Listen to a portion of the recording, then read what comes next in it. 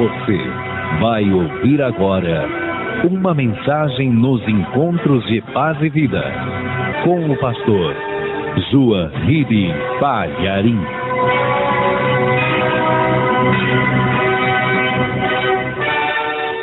Eu gostaria que você pegasse o Evangelho agora e abrisse em Marcos, capítulo 15.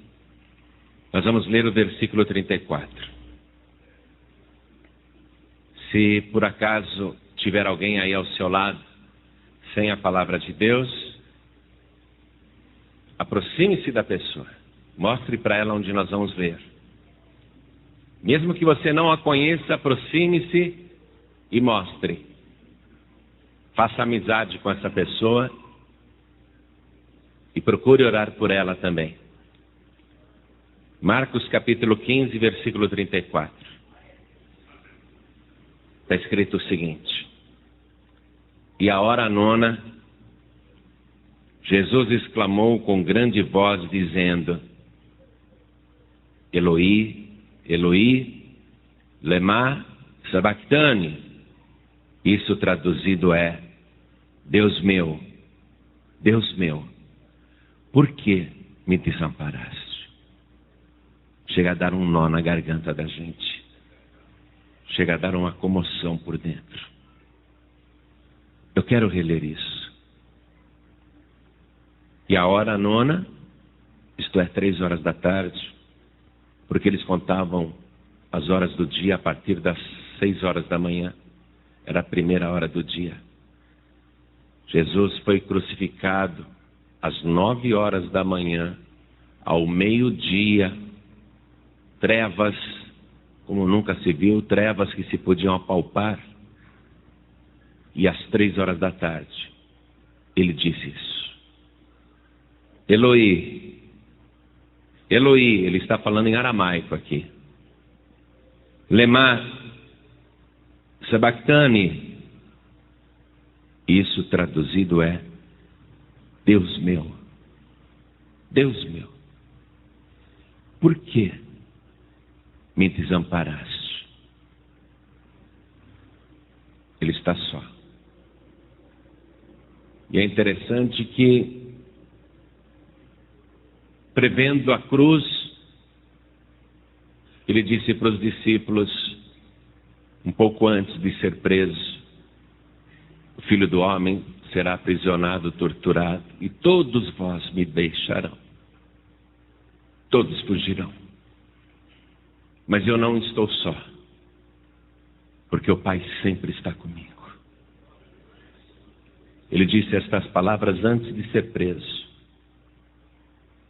Ele disse essas palavras antes do seu julgamento. Eu nunca estou só, porque o Pai sempre está comigo. Mas agora ele dá esse brado em aramaico. E eu quero repetir a leitura e quero que você, em seguida, também repita o mais forte que você puder. E à hora nona, Jesus exclamou com grande voz, com grande voz, com grande voz. Você pode imaginar uma pessoa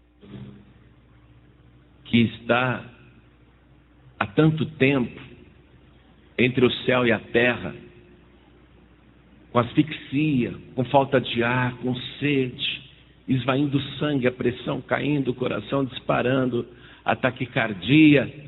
Você pode imaginar uma pessoa ferida, torturada, retalhada, vivendo horas que o Eterno nunca imaginou que pudessem durar tanto. Ele que existe desde antes da fundação do mundo, está vivendo a eternidade na cruz, porque o tempo não passa. Ele vai ficar das 9 da manhã às 3 da tarde ali, parecem apenas 6 horas. Mas ele tem câimbras por todo o corpo, seus ossos estão desconjuntados, ele não tem mais forças. Então ele consegue dizer com grande voz: com grande voz. Quero que você repita comigo essa frase. Em aramaico ele disse: Eloi, Eloi, lema sabachthani. Isso, traduzido é: Deus meu, por que me desamparaste? Eu não sei se você está entalado, eu estou. Porque é uma angústia. Antes ainda da prisão, conforme a hora ia se aproximando, Jesus não escondeu dos discípulos que ele estava triste e angustiado até a morte. Ele não quis posar de super-herói. Eu não me abalo com nada. Não, tranquilo. Não, ele não quis isso. Exibiu naquele momento toda a sua humanidade. Não escondeu a sua fraqueza. Não quis sair bonito na fotografia. Não quis parecer na história um super-herói. É um homem morrendo. É um homem com muitas dores. Esta é a hora da máxima dor. A dor é tanta que daqui a pouco ele vai se despedir do corpo. Ele vai render o espírito. Ele vai entregar a sua vida. Quantos creem na palavra de Deus? Há pessoas que não acreditam que Jesus existiu. Diabo cínico, mentiroso. É tão real a presença de Jesus nos relatos dos evangelhos que qualquer pessoa que ler, seja Mateus, Marcos, Lucas e João, sente ali a existência de uma pessoa. Não uma ficção, não uma fantasia, não um personagem, uma pessoa. Uma pessoa como nunca existiu, outra igual. Quem crê que Jesus existiu? Puro, santo, sem pecado, quem crê? Que ele nunca cometeu qualquer iniquidade, nem o menor deslize. O melhor filho que Deus já teve nesse mundo, quem crê nisso? Quem crê que ele morreu crucificado e depois ressuscitou dos mortos? Quem crê? Então use as tuas mãos e vamos dar a melhor salva de palmas para esta palavra. Mas vamos aplaudir muito, vamos louvar muito, vamos engrandecer muito. Ele é digno disso. Ele é digno, aplaude mais ainda, glorifica mais ainda. Oh glória! Oh glória! Oh glória, glória, glória ao teu nome, Senhor, bendito seja o teu nome. Pai Santo, nós queremos que o Senhor venha e tome o lugar do pregador para falar do sofrimento de Jesus e do teu sofrimento também, porque nunca um pai sofreu como o Senhor sofreu. Ó Deus bendito, derrama a tua graça, derrama a tua virtude, derrama o teu poder. Envia a tua palavra com poder e autoridade, e que a tua palavra vá e produza o resultado para o qual está sendo mandada. Em nome de Jesus. Diga amém, Jesus. Quem tiver lugar pode sentar, por favor. Nunca houve um filho como este. O melhor filho que Deus já pôs no mundo. O melhor. Ele enviou muitos profetas antes de Jesus. Ele provocou muitos nascimentos sobrenaturais. De Isaac, de Jacó, de Sansão, de Isaías. Deus enviou muita gente boa à terra, mas nunca houve ninguém como Jesus, perfeito em todos os sentidos. Não havia nele a menor falha de personalidade. Sabe o que é isso? Ele era perfeito em tudo. Perfeito no amor, na compreensão, na tolerância. Jesus era perfeito na capacidade de perdoar, de não guardar rancor, não guardar mágoa, não ter amargura na sua vida. Tão perfeito que podia fazer qualquer coisa que quisesse. E ele realmente as realizou. E mesmo na vida particular, naqueles momentos em que ele não estava com multidão, naqueles momentos em que ele não estava em público, mesmo em particular, continuava perfeito e santo. Ele não representava lá fora, não representava para o público externo, para parecer uma coisa e ter uma vida com os discípulos, onde os próprios discípulos poderiam acusá-lo. Todos vão testemunhar que Jesus é santo. Todos os que conviveram com ele durante 3 anos e meio vão dizer: ele é santo.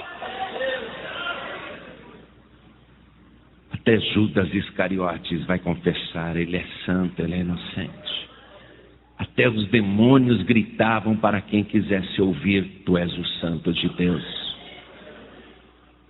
O mais perfeito ser humano que já existiu nesse mundo. Amado do Pai. E que fazia tudo só para agradar o Pai. Qual é o pai que não vai ter orgulho de um filho desse? Me diga. Um filho bom desse. Um filho extraordinário desse. Qual pai não se sentiria orgulhoso? Não apenas porque aquele filho tem um caráter inquestionável, íntegro, mas porque aquele filho só se preocupa em fazer a vontade do seu pai. Um filho que só quer agradar o seu pai, que não quer se agradar a si mesmo. Por isso que dói ler isso. Esse filho perfeito, filho do próprio Pai Celestial, ele vai passar por uma experiência na véspera daquela Páscoa, que é simplesmente horrorosa. Ele não merecia tudo aquilo. Não merecia. Quando um pai vê um filho em perigo, esse pai faz de tudo para socorrê-lo, é verdade ou não é? Há um instituto no direito brasileiro que diz o seguinte: se um filho cometer um crime e se esconder com a ajuda do seu pai, esse pai não pode ser indiciado de cumplicidade ou como coautor, a menos que tenha praticado o crime junto. Mas se um pai, mesmo um filho não prestando, mesmo um filho não valendo nada, se esse pai proteger e esconder o filho para livrá-lo da prisão, esse pai não pode ser indiciado, porque a justiça entende que o amor de um pai está acima de qualquer condenação. Se um pai acobertar ou esconder um filho criminoso, um filho que não presta, a justiça não vai processar esse pai, que agiu movido por um sentimento indescritível. Agora veja você, se um pai terreno é capaz de proteger e ocultar até um filho mau, imagine o Pai Celestial tendo um filho perfeito como este, Jesus. Imagine se esse pai não sente vontade de socorrer o filho, de ajudar o filho, mesmo porque o filho não é uma vergonha, o filho é um orgulho para aquele pai. Mas esse pai vai acompanhar tudo. A oração angustiada do filho no Jardim das Oliveiras, no Getsemane, onde ele, desesperado, sua grandes gotas de sangue até o chão, e ele pergunta: Pai, é possível passar de mim este cálice sem que eu o beba? Contudo, não seja feita a minha vontade, mas a tua. O Pai vai assistir isso. 3 vezes Jesus ora do mesmo jeito, suando grandes gotas de sangue. O Pai escuta a sua oração, mas apenas envia um anjo para confortá-lo. Não o socorre, porque a decisão é dele de fazer a vontade do Pai. A decisão é dele de fazer ou não a vontade do seu Pai. O Pai não interfere, então ele decide caminhar para a cruz. O Pai vai acompanhando tudo, e é isso que eu quero que você veja agora. Porque Deus, Ele é obrigado a ver tudo. Escute isso. Eu estava vindo para a sede nacional agora, estava na Avenida 23 de Maio, bombeiro, viatura, Detran. Um carro entrou num poste ali na Avenida 23 de Maio, precisaram serrar o automóvel para tirar a pessoa dali de dentro. Agora cedo acontecer uma tragédia dessa. Eu posso olhar para o acidente ou posso virar o meu rosto, não quero ver. Deus não tem como virar o rosto. Deus é obrigado a ver tudo. Isso é triste. Deus é obrigado a ver tudo. Tudo. Você nunca leu na palavra: os olhos de Deus estão em toda parte? Deus não fica bisbilhotando porque quer ver. Ele vê. Simplesmente Ele vê. Ele vê tudo, o tempo todo. E vê até o que está no oculto. Vê até o nosso pensamento, vê até o nosso coração.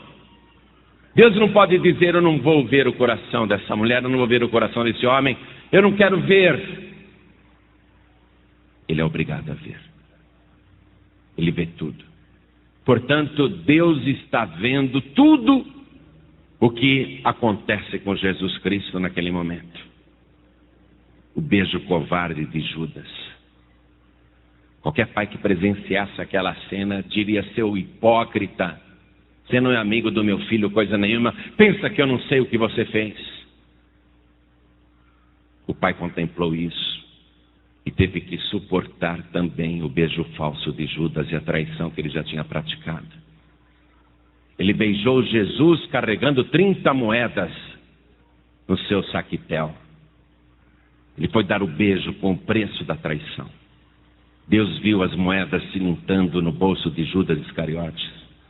O Pai viu que aquele beijo era o beijo da morte, era o beijo da traição. Não tomou nenhuma providência. Jesus é amarrado, preso, começa a sessão de tortura na casa de Anás, depois continua na casa de Caifás, depois ele é levado para Pilatos, depois para Herodes, volta para Pilatos, e o Pai está acompanhando tudo. Os judeus, eles davam 40 açoites menos um numa pessoa culpada. Por isso que eles davam só 39 açoites. Mas os romanos não tinham nenhum limite para açoitar e bateram muito, muito, muito em todo o corpo de Jesus. O limite era a força do próprio carrasco e o esgotamento físico do agressor. Não havia uma contagem de açoites, um limite para parar. Batiam o que queriam. O Pai assistiu isso. O Pai assistiu. Qualquer pai naquela hora, o que faria? Seguraria na mão, no pulso do soldado romano e diria: pare, seu canalha. Um pai que tem força, um pai que tem poder, um pai que pode impedir, teria reagido. Pare de espancar o meu filho desse jeito, animal! Mas o Pai olhou tudo e ele não podia deixar de ver. Quando enfiaram aquela coroa de espinhos na cabeça de Jesus, qualquer pai que visse uma cena daquela se revoltaria com escárnio, as zombarias, as cusparadas no seu rosto, as batidas que deram na sua cabeça. Qualquer pai entraria no meio daquela roda de animais e diria: parem, vocês estão acabando com ele. Mas o pai foi obrigado a assistir tudo isso sem fazer nada. E quando Jesus foi levado até o Monte Calvário, e os pregos enfiados nas mãos e nos pés, o pai assistiu tudo. E quando a cruz estava ali plantada no alto da caveira, no crânio da caveira, e as pessoas embaixo zombando, escarnecendo, o pai assistiu tudo e também não interferiu. Você pode entender o que é isso para um pai?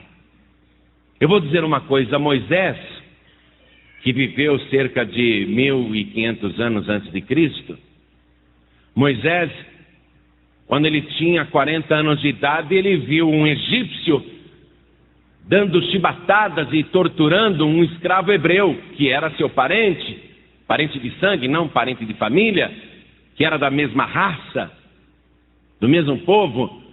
Moisés, quando viu o egípcio forte torturando um pobre judeu indefeso, Moisés foi e lutou contra o soldado egípcio para defender o fraco. E matou o egípcio e escondeu o cadáver na areia.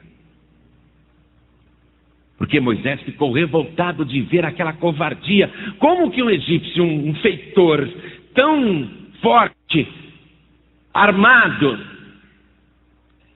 fortalecido pelas boas refeições, pode espancar um miserável esquelético, faminto, um flagelado desse, e bater tanto? Moisés não aguentou aquilo e tomou as dores.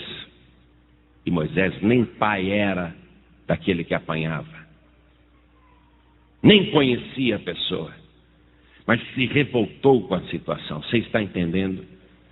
Agora, vamos nos colocar no lugar de Deus. Ele é pai, ele tem todo o poder, é o pai mais amoroso que alguém poderia ter, o pai perfeito, o pai todo poderoso.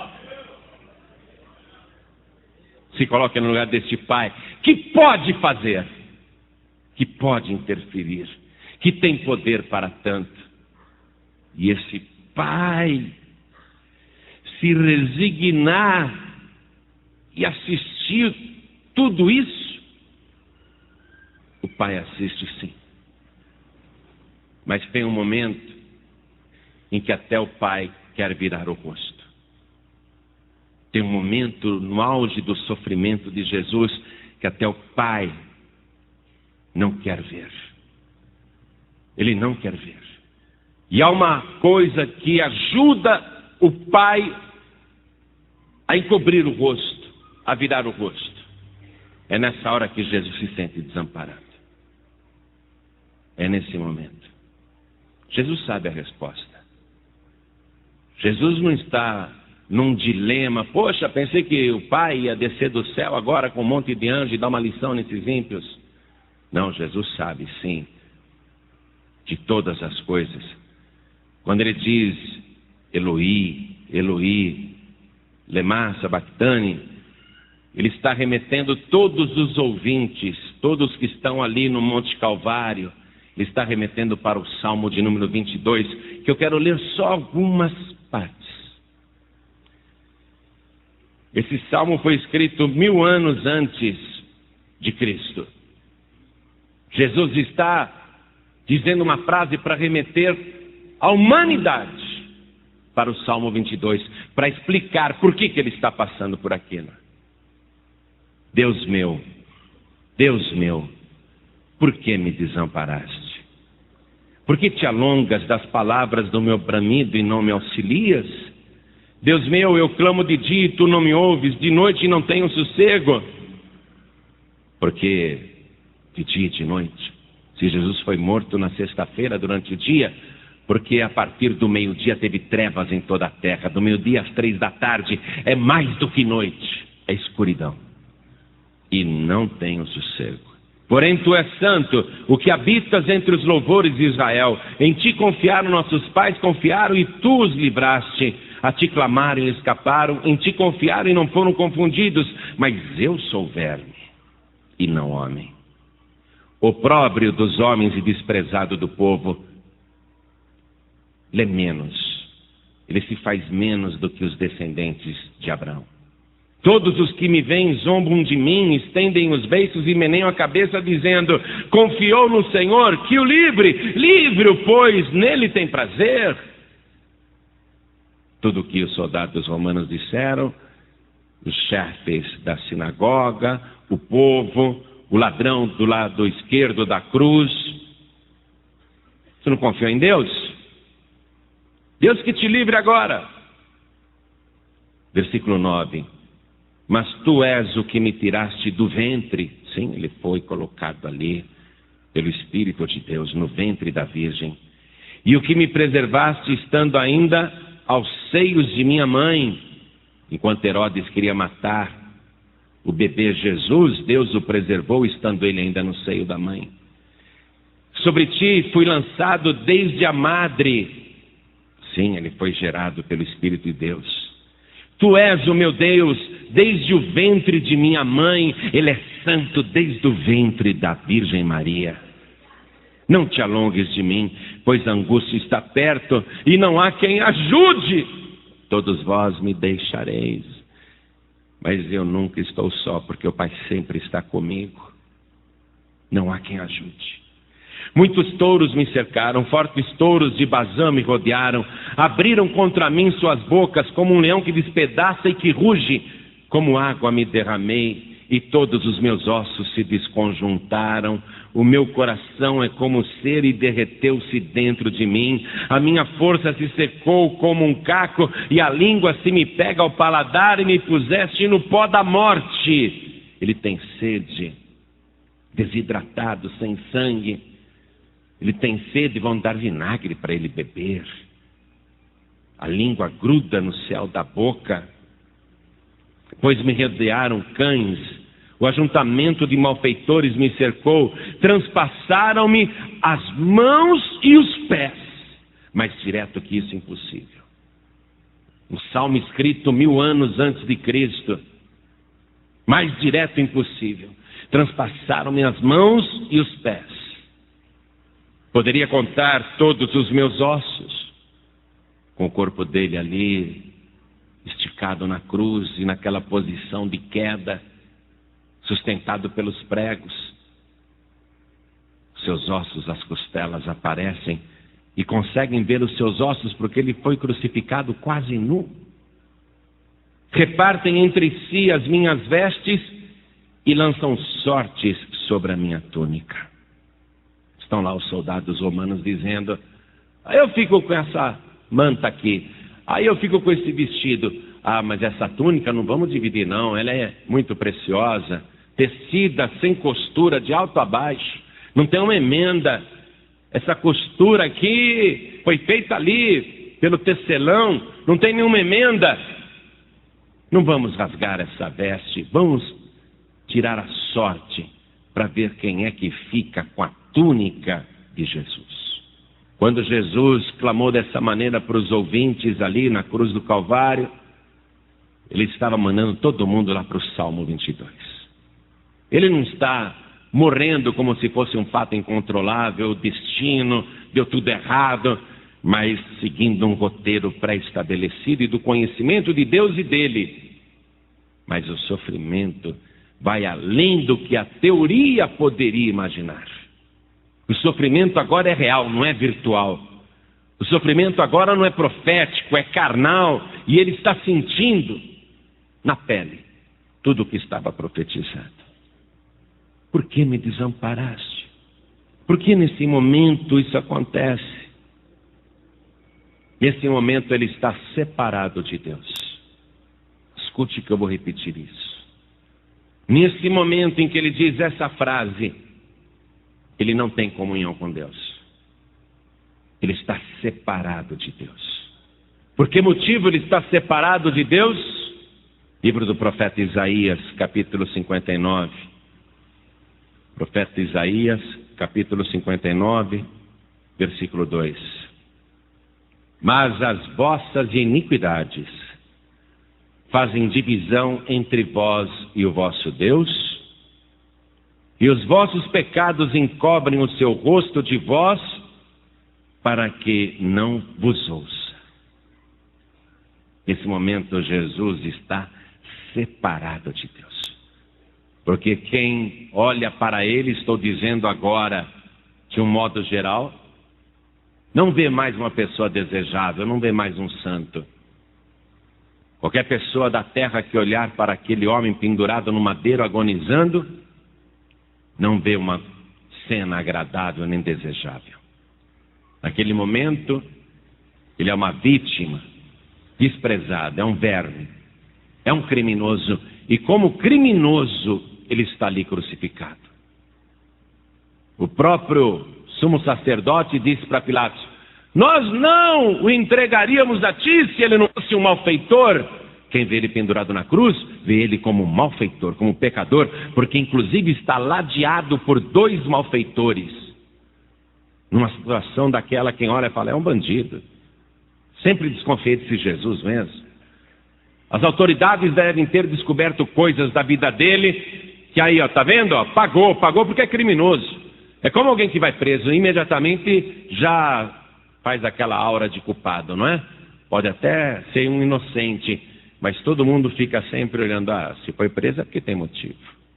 Se Jesus está pendurado naquela cruz, só pode ser um bandido, um criminoso também. Quem olha para ele de um modo geral, não vê um santo, mas vê um criminoso, vê um pecador, vê um culpado, julgado e condenado à morte, pagando com a vida pelos erros que cometeu. Quem olha, é essa leitura que faz. E o céu, e Deus, e o Pai, quando olhou para ele naquele momento, o Pai está vendo o santo, o puro. Naquele momento o Pai está vendo o maior pecador de todos os tempos. Não porque ele tivesse pecados próprios, mas porque sobre ele recaíram todos os pecados da humanidade. Salmo de número 69, verso 9 diz assim: a afronta dos que me odeiam recaíram sobre mim. É uma profecia sobre Jesus. E voltando para Isaías, no capítulo 53, versículo 6, nós lemos: todos nós andamos desgarrados como ovelhas, cada um se desviava pelo seu caminho, mas o Senhor fez cair sobre ele a iniquidade de nós todos. Nesse momento ele é só pecado. Nesse momento Jesus acumula muitos pecados. É a pessoa mais cheia de pecado que já se viu nesse mundo. Veja, de maior santo para o maior pecador. Porque todos os pecados da humanidade recaíram sobre ele nessa hora. E nesse momento ele está separado de Deus. Ou melhor dizendo, Deus se separou dele.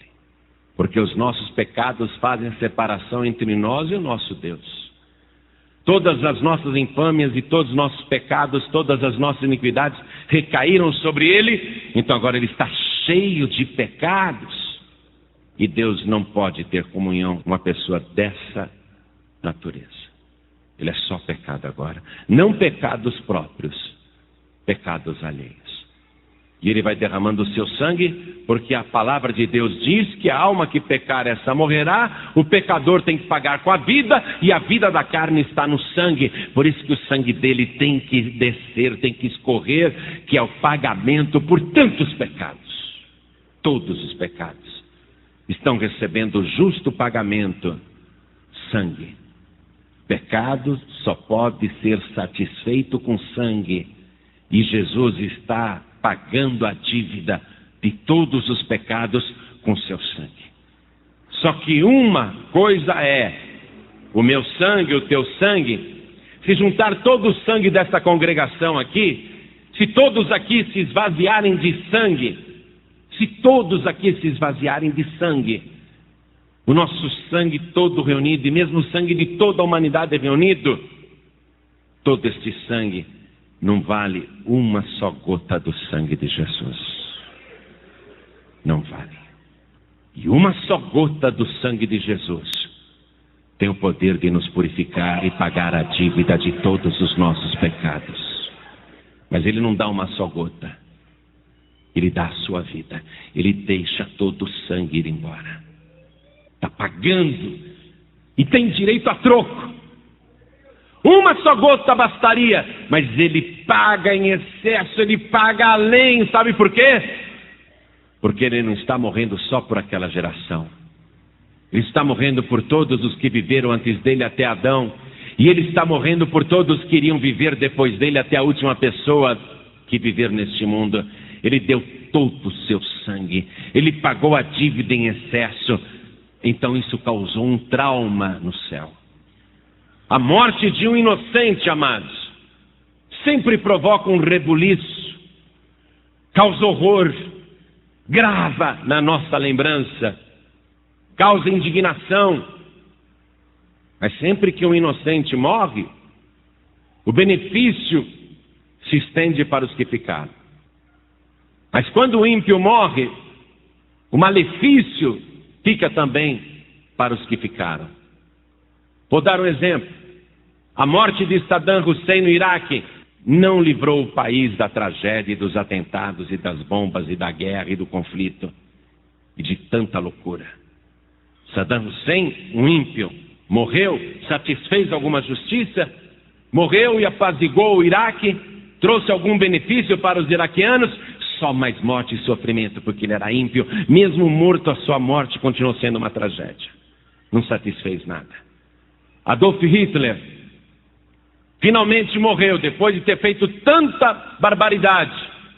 Mas a morte de Hitler trouxe algum benefício? Não. Manifestou-se sobre todos os alemães. Alemanha devastada, destruída. A morte do ímpio gera mais miséria. Mas sempre que um justo morre por uma causa boa, aquela causa boa é contemplada com o sacrifício da pessoa. Nos Estados Unidos, em 1968, uma mulher foi presa, uma mulher negra, foi presa porque ela estava sentada no banco do ônibus e chegou uma mulher branca e exigiu que ela se levantasse e desse lugar a ela, porque ela era branca e a negra tinha que ficar de pé. E essa mulher negra recusou-se a ceder o lugar e foi presa. Presa porque afrontou uma branca. Naquela época surgiu um homem de cor, um negro, um pastor batista chamado Martin Luther King. E Martin Luther King somente pregou o que está no Evangelho. A igualdade racial, o amor de Deus por todas as criaturas, que Deus não faz acepção de pessoas, que o negro nos Estados Unidos teria que ter o direito de votar como o branco votava, que o negro nos Estados Unidos não precisaria andar na sarjeta quando estivesse passando um branco na calçada em sentido contrário, que o negro não precisaria mais dar lugar para o branco dentro de um ônibus, que o filho do negro poderia frequentar a escola do filho do branco. Ele começou a pregar tudo isso sem violência, sem violência. Só falando do amor, da igualdade, do amor. E dizendo, eu tenho um sonho. Sonho em que todos viverão como iguais. Um homem pacífico, um homem bom. Um dia alguém chega e mata aquele homem. A morte de Martin Luther King se tornou feriado nos Estados Unidos. Mas a comoção foi tão grande, porque ele havia ganho o Prêmio Nobel da Paz. Foi uma comoção tão grande, não só na América, mas no mundo inteiro, que a morte de Martin Luther King proporcionou uma revolução nos direitos civis, não só para os negros, mas também para as mulheres. O sacrifício de um inocente acabou sendo bênçãos para o seu povo. Na Índia, quando eles estavam ali dominados pelos ingleses, um homem chamado Mahatma Gandhi começou a ler o Evangelho em inglês, porque ele queria aprender bem o idioma. E de tanto ler o Evangelho em inglês, ele assimilou todas as ideias de Jesus Cristo. E Mahatma Gandhi, então, vai pregar a não violência, a libertação pela não violência, o amor. E aquilo se espalha em toda a Índia. O governo britânico não sabe o que fazer, os colonizadores não sabem como abafar aquilo. Só tem um jeito, matando esse cara. Vamos matar esse homem. E um dia Mahatma Gandhi vai para um lugar onde ele costumava fazer as suas orações. E quando ele está lá para fazer oração, um homem se aproxima como quem vai falar alguma coisa e dá 3 tiros e mata aquele homem bom, inocente, desarmado, que também só pregava o amor. O que aconteceu com a Índia depois disso? A independência do país, a libertação do povo indiano. Sempre que um inocente e um justo morre por uma causa, acontece um rebuliço, acontece uma transformação. E por que causa o maior justo e o maior santo de todos os tempos está morrendo? Qual é a causa que ele defende? Qual é a sua bandeira? O que ele prega? O que ele deseja? Por que ele está disposto a fazer a vontade do Pai e caminhar para a cruz? Porque ele tem um sonho de ver a tua alma resgatada, lavada, remida, sem nenhum pecado, e ver você morando lá na glória, numa mansão celestial, numa cidade com ruas feitas de ouro, onde não há injustiça, onde não há impiedade e onde a morte nunca mais entrará. A morte desse inocente é para pegar um pecador separado de Deus e colocá-lo em comunhão com Deus. Uma comunhão tão íntima que o pecador poderá até morar com o Pai por toda a eternidade. A morte desse inocente aqui é um trauma para o céu. Quando você levanta a sua mão e diz: eu quero entregar minha vida para Jesus, eu quero receber Jesus como meu único, suficiente, exclusivo e eterno Salvador. Quando você reconhece que Ele morreu na cruz no seu lugar, que Ele levou todos os seus pecados, todas as suas iniquidades. Quando você chega diante do altar e diz para o Pai: eu creio que Ele morreu por mim. Quando você diz esta frase, imediatamente Deus contempla o sacrifício de Jesus, e contempla de maneira real, não de maneira virtual. Deus não se acostuma com o sacrifício de Jesus, entenda isso. Deus nunca vai se conformar com o sacrifício de Jesus. E por que Jesus morreu? Por que o Pai ali para, estanca? Por que o Pai fica em choque?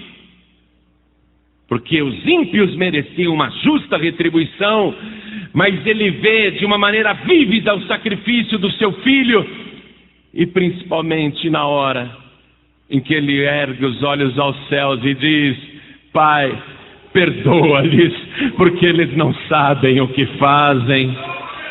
Naquela hora, o clamor de perdão que Jesus faz, Deus não pode simplesmente desconsiderar ou rejeitar, porque para isso Ele morreu, para perdoar os teus pecados, para te aproximar do Pai Celestial.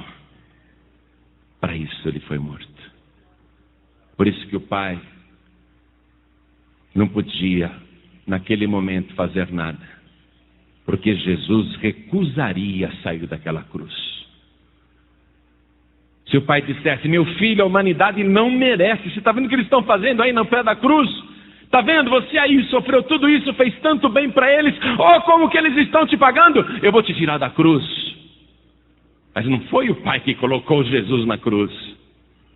Foi Ele voluntariamente que se levantou naquela noite no Getsemane e se entregou aos guardas do templo e a Judas Iscariotes.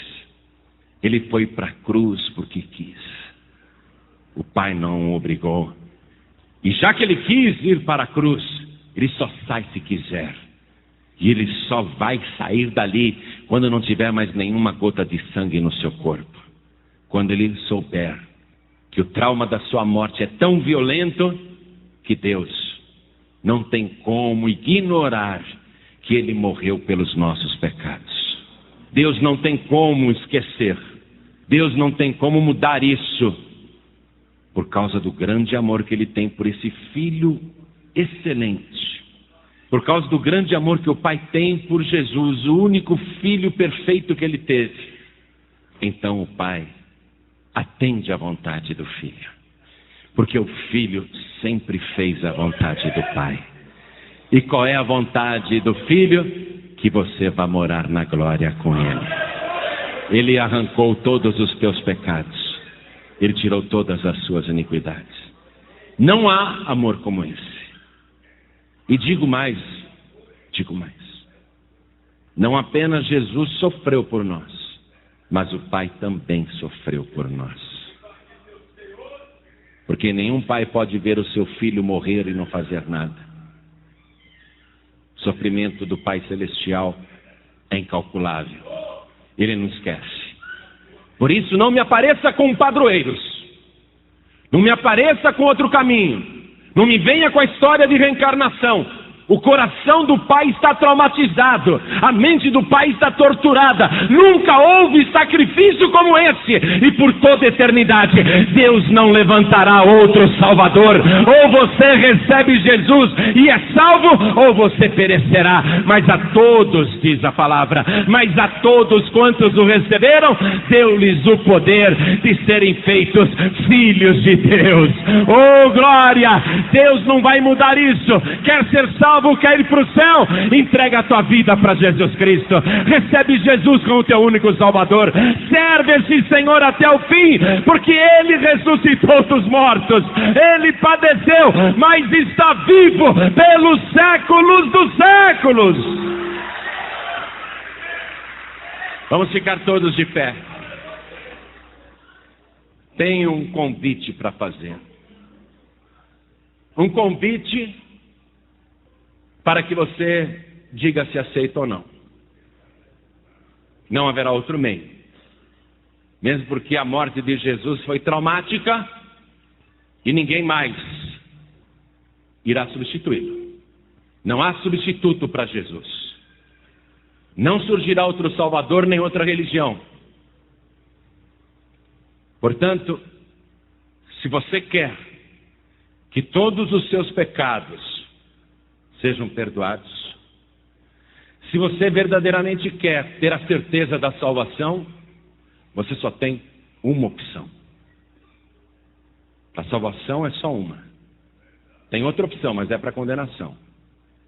A única opção possível para alguém que quer ter os seus pecados perdoados e ser salvo e viver eternamente, a única opção é você entregar tua vida para Jesus.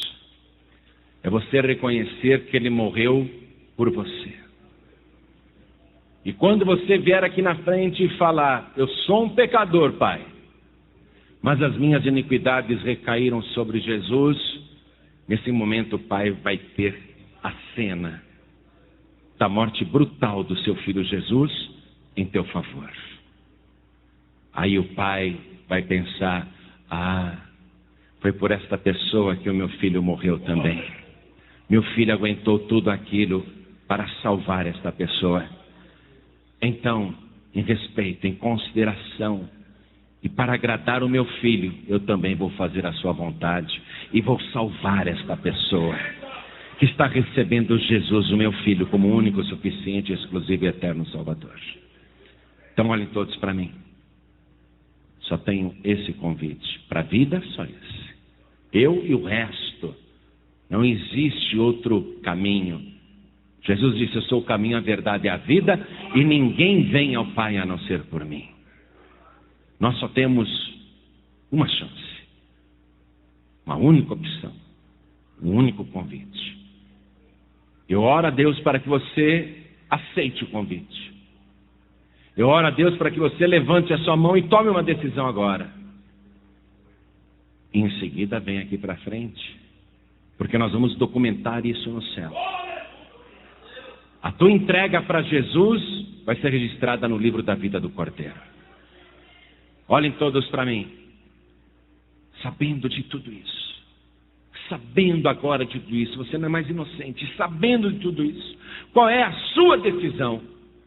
Quantos aqui querem receber o Senhor Jesus como único, suficiente, exclusivo e eterno Salvador? Quem quer, erga sua mão direita assim bem alto, todos que querem. Glória a Deus. Vem com a tua mão erguida aqui para frente, vem para cá, vem para cá. Olha Jesus como valeu a pena, dá uma olhada, Senhor. Dá uma olhada como o teu sacrifício valeu a pena. O Senhor é obrigado a ver todas as coisas. Veja isso agora, Senhor. Oh, glória! Vamos aplaudir mais o Senhor Jesus.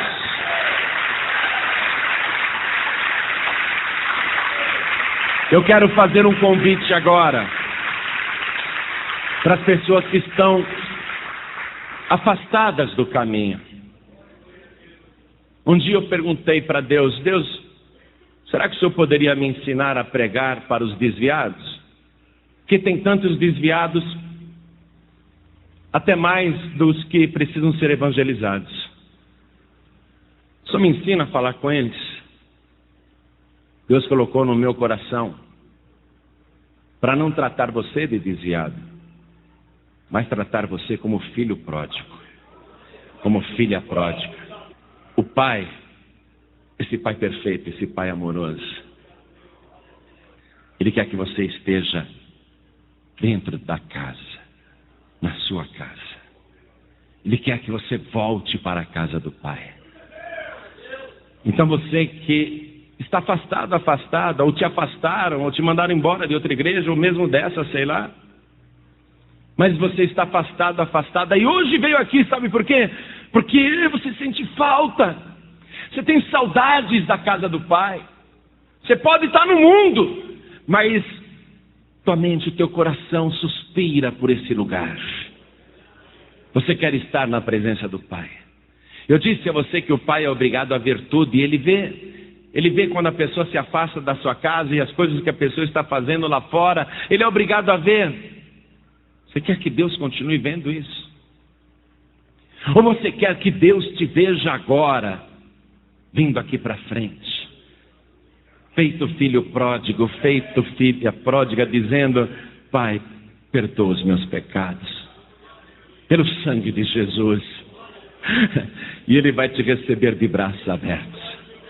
Você que está afastado, afastada, você que está sem igreja, você filho pródigo, filha pródiga, saia do teu lugar, porque o Pai está te chamando. Venha aqui para frente, venha para cá, venha meu filho, venha, não tenha vergonha não, venha do jeito que você está. Venha minha filha também, venha minha filha, venha do jeito que você está. E você que está com vontade de vir, venha também. Vamos aplaudir mais o Senhor. Porque quando o filho pródigo voltou, o pai mandou dar uma festa. Vamos aplaudir, vamos nos regozijar, vamos nos alegrar, porque esse filho estava morto e reviveu, tinha se perdido e foi achado.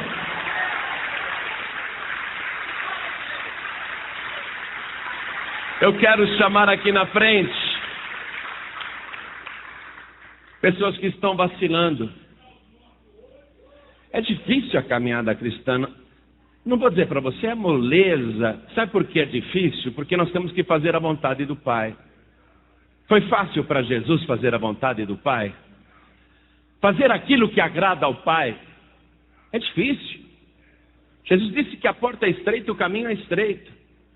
Porque nesse caminho só resta uma opção também: fazer a vontade do Pai. Então é difícil, a pessoa não pode cochear entre dois caminhos, não pode mancar, não pode claudicar, não é? Entre dois caminhos, uma hora está andando direitinho, outra hora está mancando. Uma hora está andando de cabeça erguida, outra hora está dando mancada. É difícil seguir o caminho.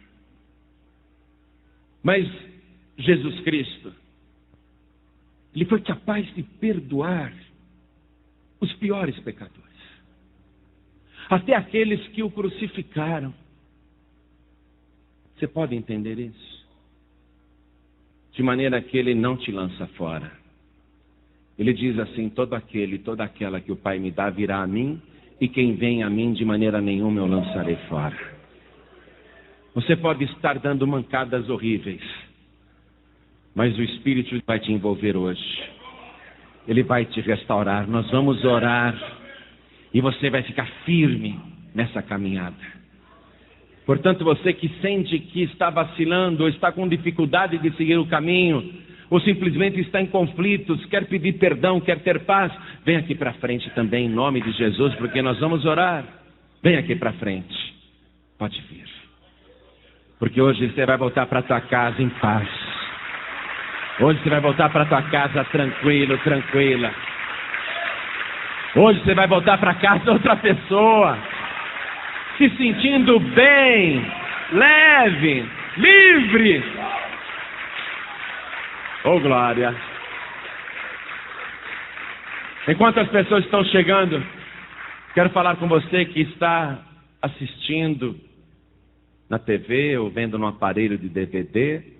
Quero falar com você que está ouvindo pela rádio. Quero falar com você que está ouvindo essa mensagem pela internet, até fora do Brasil. Deus hoje quer a sua rendição. Deus quer que você se renda ao amor de Jesus Cristo, que morreu para te salvar, que não abre mão da tua salvação. Estou falando agora com quem está ouvindo à distância. Não abra mão da tua salvação também.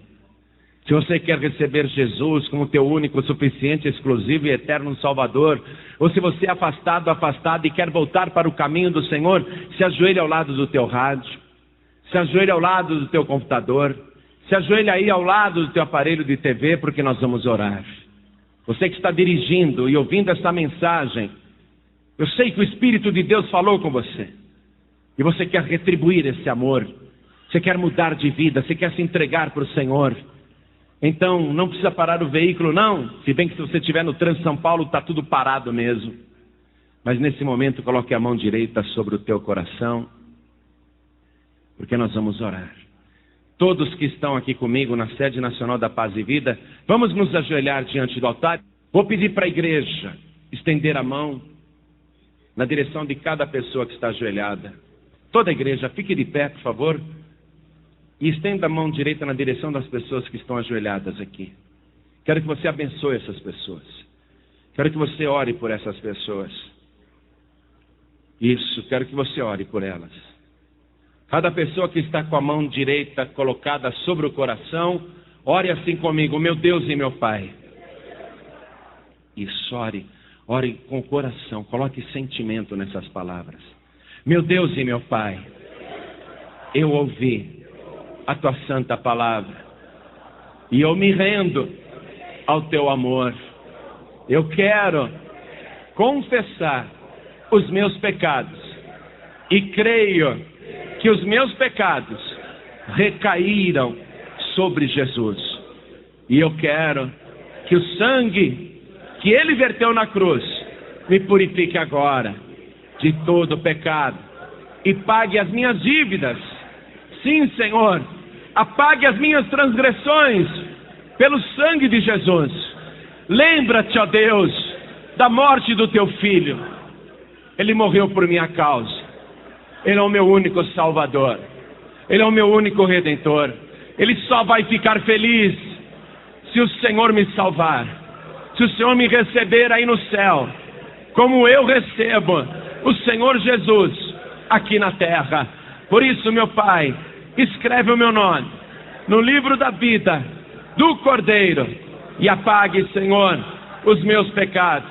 Restaura a minha vida, tira de mim tudo aquilo que não te agrada e me abençoe poderosamente para eu perseverar até o fim, ou até o dia da volta gloriosa do meu Senhor Jesus, que para sempre é o meu Redentor, o meu Salvador, único e exclusivo.